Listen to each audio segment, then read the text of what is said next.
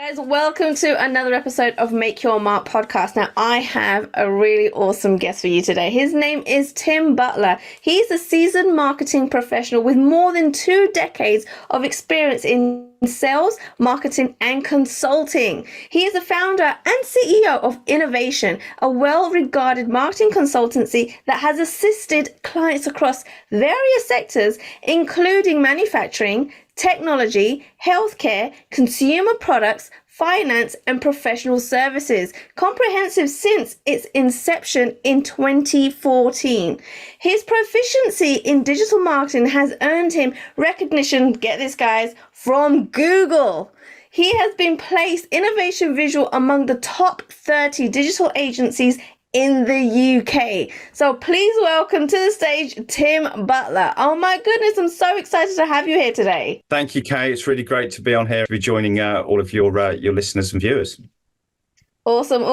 Now, I've got so many questions for you today around marketing and all that juicy stuff that as business owners, we need to be good at and know how to do. But before we get into all of that nitty-gritty, I would love for you to share with our audience today a little bit about your background, right? Some of the ups and downs you went through, because we all know success doesn't happen overnight.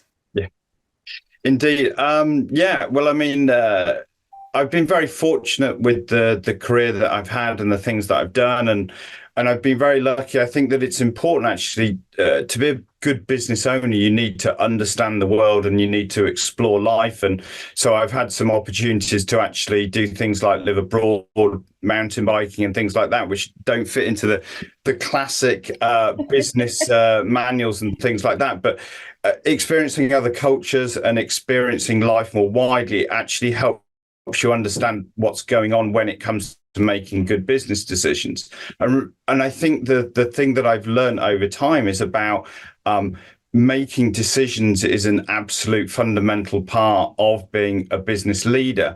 And if you think about a journey that any entrepreneurial business owners had, I think that the ups and downs are often punctuated by key decisions that you make. So the decision originally for me to leave my previous job, which was a well-paid job within another agency, and actually then decide at that point to take what I'd learned and what I'd known and go out and forge my own path, and then define separately, what I wanted to do. And then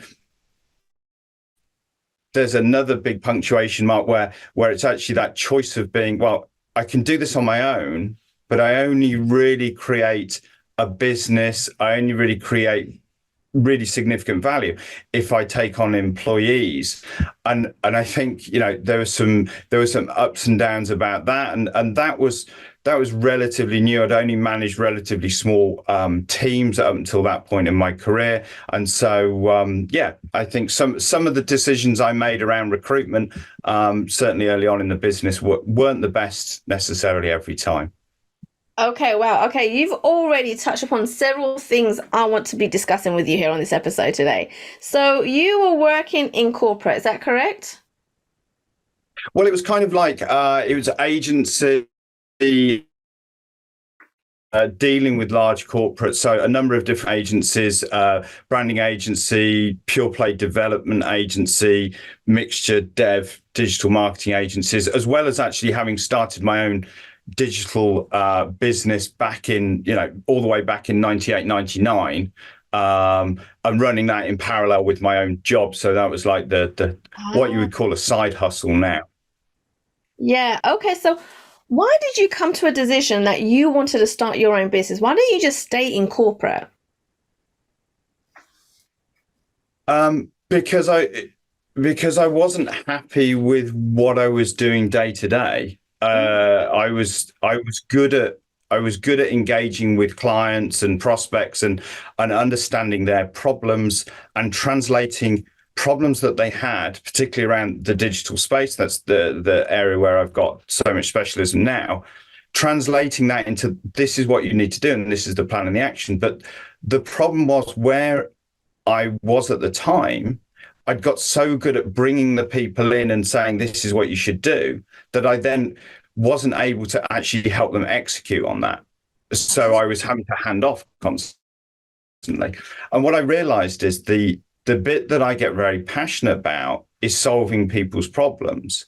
Hmm. And so the driver was, well, if I go out and at that time it was on my own, not only will I be able to figure out what their problems are and create the plan, but I'm going to be able to then help them and see them through the execution, deliver the outcomes, deliver the results that they want. And that's kind of more professionally fulfilling, or it certainly was at the time. And obviously, I still enjoy that now. It's the fundamental of what we do. I love it. I love it. Now, I hear so many people in similar situations where they're working for somebody, they're in corporate, they want to build their own business, but they get stuck. First of all, they don't know what type of business or how to go about it or if it's the right move. And so, with someone in that position, what would you advise them on? Well, I would say that you shouldn't just leave to do a business if you don't know what the business is. Hmm.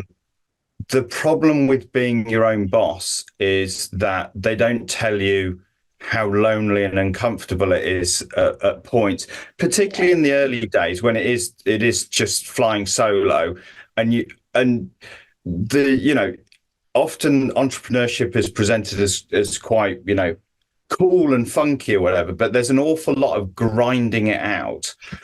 And the difficulty is if you don't enjoy what you're then doing within that business, that grinding it out is even harder than it needs to be. So I didn't really set out to build what is now Innovation Visual in the scale that it is. The day I walked away from the salaried job and the comfortable lifestyle, if you like. But what I walked towards was, I really enjoy doing this. I feel that I can create something which will allow me to do this, and it will allow me to pay the mortgage and pay the bills. And so start with what you are really engaged with and what you find professionally fulfilling.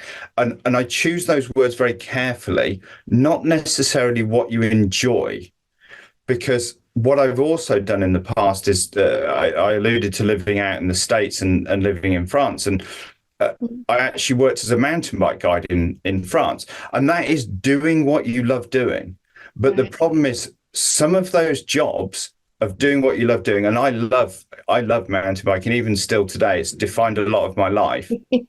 But getting paid for it is a very different thing to doing it for fun, taking clients out, and also those jobs can often not pay very well. So be careful you don't get sucked into something like, well, I'm going to create this business around X because I really like this as my hobby. You need to think about the business model. You need to think you can have things that you really enjoy as a passion and a hobby, but you can also have things you find very professionally fulfilling. Just be careful you don't muddle those up too much and end up going down the wrong route. Right, right. Okay, I love that. Now, you mentioned earlier, right, about making good decisions, right? And I feel like this is a good place to kind of start this topic here, making good decisions, making sure that it's the right business, that you're passionate about it. But there's so many people that I constantly hear, probably you too, that they even procrastinate making a decision, let alone a good decision, right? And so, how would you go about overcoming some of those? Um, Or how so did you overcome any of that? I I procrastinate potentially about doing things such as like, oh, I've got this proposal that I need to write and it's going to take Right. me 4 hours and I would rather do something else. But procrastinating to make decisions is a different beast. If it's like, Mm. is it going to be green or yellow? You know, you need to understand, well, why am I making that decision? Do I have the right information? And it should be a choice. And if you're procrastinating because you don't believe in that you're making the right decision, you need to understand why you don't believe it. And there is always, people talk about things like imposter syndrome. There's self-doubt. There's always going to be a degree of self-doubt. There's never a decision in business that is absolutely slam dunk. It's green. life will be brilliant after you pick green. That's all, it's the obvious choice. There's always a bit of risk to it. But I think that the job of a CEO founder is to constantly equip yourself with the knowledge so that when you make a decision, you can make it with confidence and in the timescale that's required. So you shouldn't necessarily wait to inform yourself of a trend or something which impacts your business until you need to make a decision on it. You need to understand what's going on around you so that if you need to make a decision that refers back to that knowledge, you've already got it, because it might be that somebody phones and you have to make that decision today. And if you've done nothing to equip yourself with that knowledge, then you're in a really difficult situation because you're not really deciding, you're more guessing. Right. Okay, I see. All right. And so you mentioned also about hiring, right? And when you're in the beginning stages, hiring can be a challenge, right? First of all, it's, do I hire now or do I wait? Right? When is a good time to hire? And then where do you find the right people? And then training them. Like, there's a whole bunch of things that come along with hiring someone. So what will be the first thing that you look at when it comes to hiring, and how do you know when you're ready? If I may, I'll answer this in two different areas. So I'll answer this from the viewpoint of a marketing, and then the viewpoint of a growth business and things. So from a marketing viewpoint, I'm seeing an awful lot, or have seen an awful lot of, because of the impact of the pandemic and the drive to online, there was a big thing of hiring lots and lots of digital marketing people in-house. And I've actually seen now companies have realized that some of those hires were a mistake, because what you don't want to do is hire for a half a role. So, I'm going to take this person on because I've got about 4 hours a day of this kind of stuff and it's likely to stay 4 hours a day. Or what happens a lot in digital marketing is the smaller organizations, they hire one person and they expect them to be brilliant at all manners of different digital marketing. I can drill into this in a bit more detail later on in the conversation. But somebody who's excellent at all different aspects of digital marketing, they're a unicorn. They're very different types of activities and mindsets that you need for different areas of digital marketing. So when it comes to marketing hires, I think that the successful businesses that I see understand to actually use agencies and use people that they only need the time for and the expertise. Some of these things are transitory, and not bring in-house. So going back, I talk about that you need to be quite reluctant in that area to hire, because you can spend a lot of money and end up wasting it. Right. But on the business growth front, really what you need to be thinking about with your hires is, who should you hire to free up your time to do things that are more valuable? So when you're first growing, you want to be able to delegate out the things that are lower value. So typically in a business, it's going to be the delivery of the service or the product, if you like. And if you're going to do that, actually sit down and break down. We use time trackers in the organization. We've used time trackers for probably almost since the outset. And I log my time. My time is being logged right now, right? So if we need to analyze, okay, well, what do we need to do to free up more of Tim's time to do more of the good stuff that he does and get rid of the other stuff? We can run a report and we can go, oh, Tim seems to be spending a lot of time now working on the finance and accounts. So maybe we should hire somebody in that area because that's the reason to do it. So work off evidence, not just like go for like, oh, well, I should go and get a salesperson now because that's what I think I should do because that will grow my business. Well, if you're not spending much time on sales, you're not saving yourself much time. And I think one of the really good hires that I made at a sort of transitional point of the agency, as we went from kind of I suppose we were going from about 10 or 12 people up to the 20 plus people, was actually hiring an executive assistant for me. Literally somebody who would just, if I said this needs to be done, they would get it done or find a way for it to get done. Mm. And in hindsight, that could have been an earlier hire, because a good executive assistant can cover a lot of bases and will fill in a lot of gaps. And then afterwards, you can start recruiting for more key people within the business to take on larger areas. But you want to hire really good people, but you don't want to have a really good person that's underutilized, because that's really inefficient. Sure. Right. I love it. I love it. And so when you do start hiring, where's the best place to find those great people? Oh, well, if we knew that, we wouldn't need recruiters. It's going to depend on the hire, because it it really it really depends on your knowledge and who you are and where you are in your network. Mm. Um, it could be that you're looking to scale what you do. I mean, I don't know. Say you're an estate agent and you've come out of working other estate agents, and you know that you need another estate agent to work with you so you can do more of the business management stuff. Well, you probably know a bunch of estate agents because you've worked with them, so you go and hire somebody that you know. Hiring somebody that you know is good. You need to avoid hiring people that are your friends and your relatives, Right. Yes. because that leads to problems down the line. Mhm.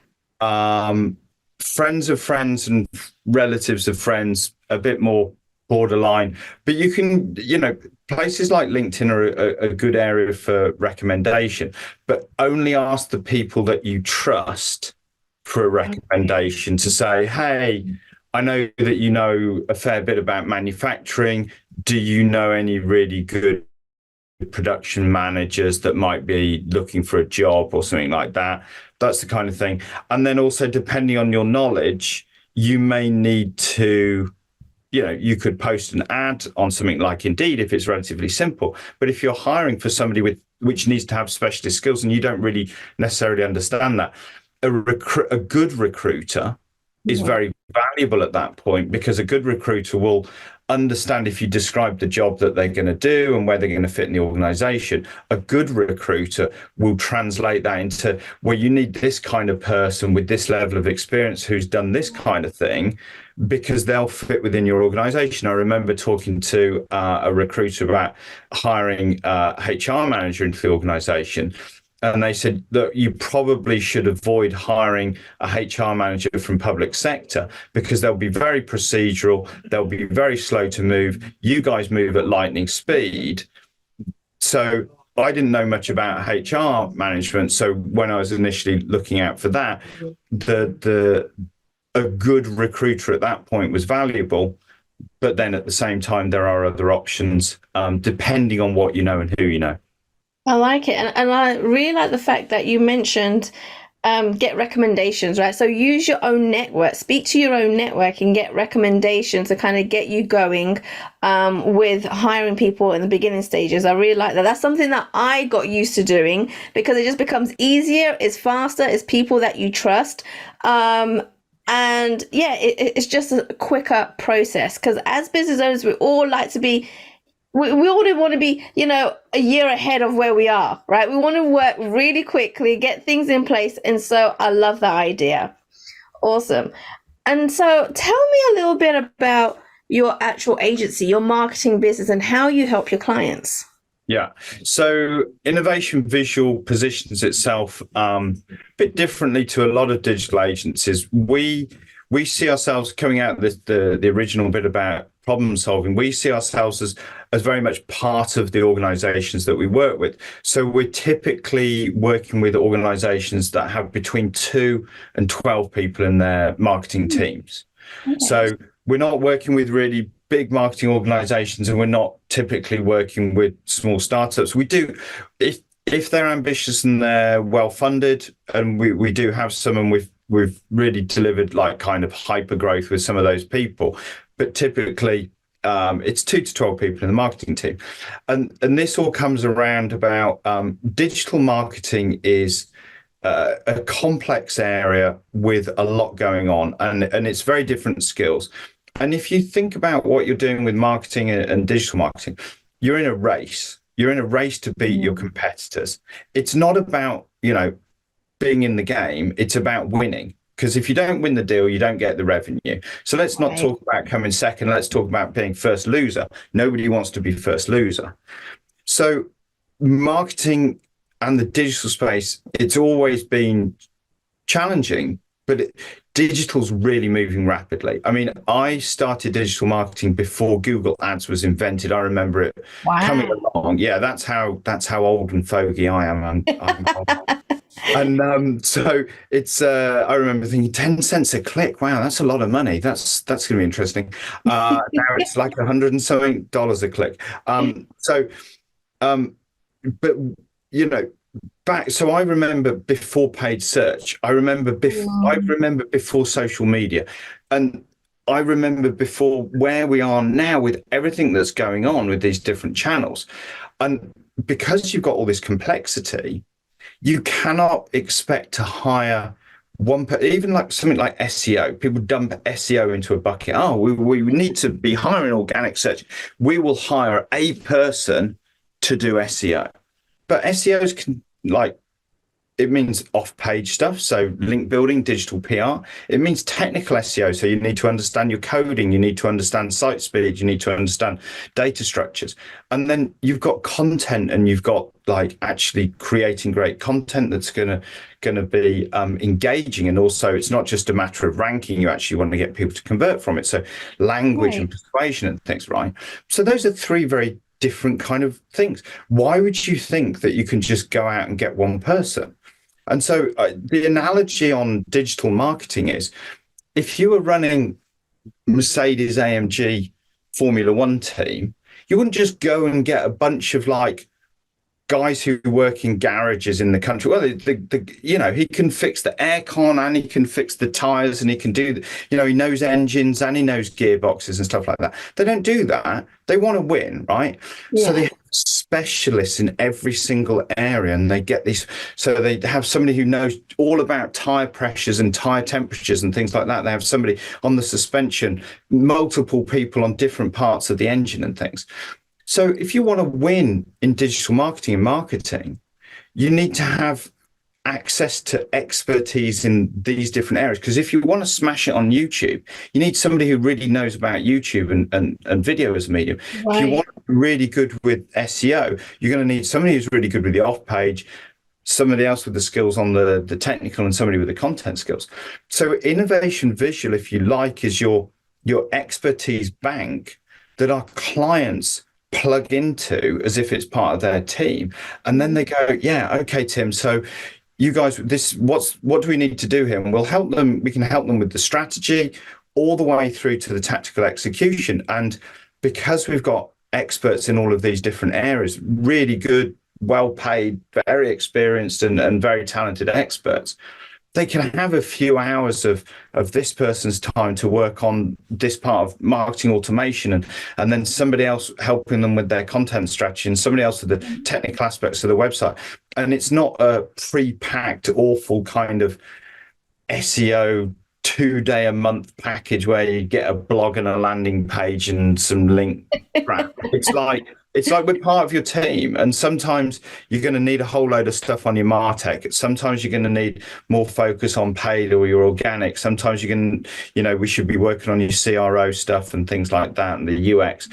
And so what we see is our clients grow faster and beat their competition, and they do it at a lower cost point because they're not recruiting somebody where there's not really a job for them. Because even things like MarTech, if you're implementing a system like HubSpot, which is fantastic, and I've been using HubSpot for years, and we're a platinum partner, and we do some really good stuff with them.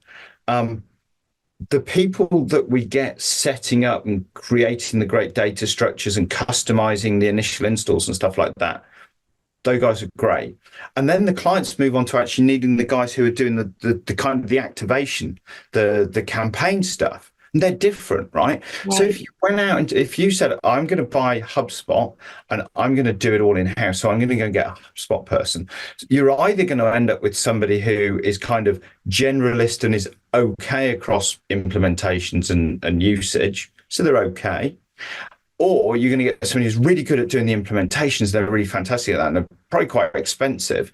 And then they're going to be bored, and they're not very good at doing the activations because they're really good at the setup. So you probably have them, and they'll probably move on after 9 months because they'll think, "Oh, I don't want to do it." Or you'll have somebody who's really good at campaigns and activations, but the setup will always be rubbish because they didn't know how to do it. Right. So it's like, so some of these skills are like transitory because the setup skill is maybe a 6 to 9 month process of getting everything bedded in and optimizing it. Yet you see some companies thinking, "Oh, I'll recruit. It will be cheaper than an agency." It's like, it won't. It'll cost you a lot more. Yes, agreed. Now, we have people at all different levels as our audience, right? People that are starting up, people are midway, people are experts and been doing business for years. So how would you advise the new person that just started out the business? There's all these different pathways of marketing. Which option, which strategy should they pick first? Okay, so they'll be disappointed to know that there's not one thing that I'm going to say, go do this and everything will be great. We need to go back to marketing basics, right? Okay. What we want to do is we want to get the right message to the right person at the right time. So think about who it is that you want to talk to. So we were talking earlier on today, just been doing some workshop and stuff. And one of the ICPs, the ideal client profiles, was actually people that run truck dealerships, right? Huh. So where are the people that run truck dealerships? There's about 2,000 truck dealerships in the country. Where are they going to be? Because that should be defining what you do for your marketing. So they're not on LinkedIn. They might be reading the truck magazines. What are they, are they going on TikTok? They're probably not going on TikTok. But you can't say TikTok's not a great platform because you might be saying, well, actually, we've got this new gizmo for teenagers. Wow, TikTok's the channel. Yeah. So the point being is somebody starting up who wants to get the message across needs to think very carefully about who their audience is, where they are, and are they going to be in the right mindset to listen to what they're going to say. Now, I still believe search, primarily if you can get it organic search, but if you can't paid search, is really, really important for a growth business, because by definition, the person is searching for what you're doing. So you need to pick your keywords really carefully. You need to get the right intent. Don't just chase volume. But say you want to sell, I don't know, cleaning for truck dealerships, right? Well, your search term might be cleaners for truck dealerships, just being obvious about what it is, right? If that's what you want to do, if you appear in the search, when the guy who runs the truck dealership searches for it, there you are. That's why organic search is such a powerful driver of revenue online, not just traffic, but actual revenue. And the flip side is don't get distracted by the shiny things. So when somebody says, "Oh, you should be on because they have loads of viewers," or TikTok's just put out this thing about how it's like a really big search engine there for people. That's fine. They might be searching for how to make pancakes. Now, if you sell industrial valves, who gives the monkeys about people searching, on TikTok for that? It comes back to where your people are. And I'll shut up in a moment on this, but final thing, particularly for young companies and startups, early phase, go narrow, go really, really laser pointed, go narrow. And when you hit the target, start to widen out. Don't do what some of the agencies will recommend, which is throw loads of money at us. And then when we figure it out, then you can decide on that 1% of all the money you've given us actually gave some result. You can double down on that. That's kind of like that's the way that if you've got loads of money, you can afford to experiment. Young businesses can't afford to do that. Put the thinking in, put in the hard work, figure it out. You can do little tests, but narrowly focus, and make sure you understand who your ICP is, your ideal client profile, what it is that you're solving for them, and just go after that relentlessly. I Sorry, love bit of it. a I love it. preachy No, answer. no, I like it. So you mentioned about this, shiny object syndrome, right? Yeah. So what are your thoughts when it comes to marketing, when it comes to AI? Because everybody is all over AI right now. Yeah. I wouldn't say AI is a shiny thing. AI is transformational underlying technology, right? I had a conversation with my dad a few months ago. He was like, he's getting on a bit. What's all this stuff about AI? And everybody's talking about the world's going to change with AI. And I said, no, it will. A generative artificial intelligence, because we've had AI around for quite a long time, but this generative artificial intelligence, which actually creates things from prompts and things like that, this is like the next industrial revolution, but it's going to happen faster. So, it's going to absolutely change the way people do things. It's for certain jobs and certain roles, it's going to be terrifying. It's going to change society as well, not necessarily for good. I mean, I was in Web Summit, the big digital conference, 70,000 people in Lisbon in November. Obviously, loads of talk about generative AI, but it was interesting. Some of the keynote speakers that they're talking about AI having a massive impact. And when people are asked, well, how much of this is good and how much of this is bad? Most of the answers say most of it will be bad because it's so easily used by bad actors. Now, that's not a marketing necessary thing. That's a societal thing because of industrial level, being able to industrialize false information and things like that. Right. But from a marketing perspective, it's don't see it as a shiny thing. See it as the underlying, the engine behind the thing. Just like electricity powers your computer, AI is like a thing powering applications and things on top of that. So you're gonna have to use it, because if you don't, you'll get left behind. Right. But use it wisely. There's places that we use it. It's really good because there's two big impacts. There's efficiency, so we can do more for less cost.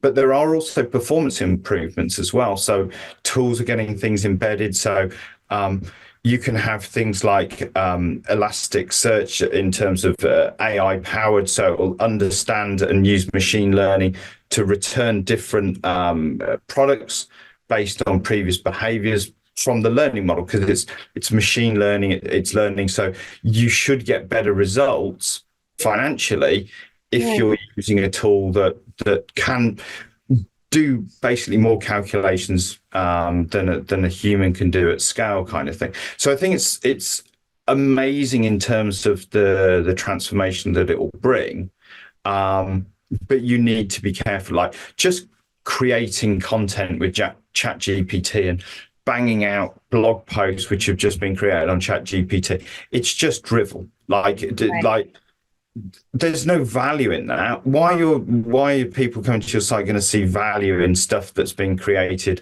And I think a lot of people also don't understand what some of these artificial intelligence tools are actually doing. Like large language models understand what word to put after the last word to make all the string of words make sense.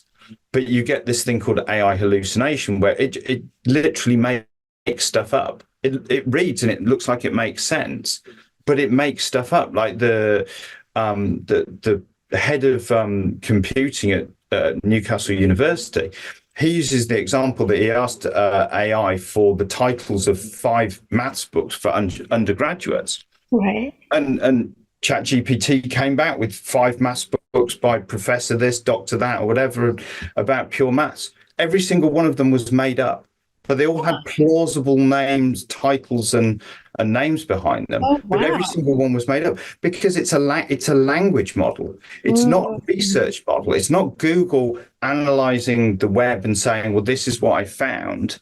It's a language invention model. And I think that if you're going to use AI tools, you should equip yourself with the knowledge to actually understand what they are doing and not just, take the content and the output and take it as rote. So, yeah, it's a really interesting time. Wow, wow. Oh my goodness. So many golden nuggets in such a short amount of time, Tim. That is amazing. Now, I know at this point people are thinking, oh my goodness, how do I connect with Tim? Right? Because there's probably got loads of questions to ask you. They probably want to hire you to help them with their marketing. So where can people go to connect with you? Best thing to do is to go to innovation.com. So innovation visual or one word, which is the website. There's all manner of different details on there, obviously, whether it be the phone number, the classic or fill out forms. But also the other thing is you can get more, if you like the conversation that we've been having, there's more content of this nature on our Digital Marketing Answered podcast, which is on YouTube and on all the podcast platforms and things, so people can go there. Hopefully, Kay, you'll be able to put some contact details. You can put my LinkedIn contact details on the show notes for here as well, so people can contact that way. But yeah, I love to hear from people, and it's good when we do podcasts and when I'm lucky enough to appear on podcasts like yours. I do get questions asked and I do get feedback, and it's really great to interact with people who are listening and getting value.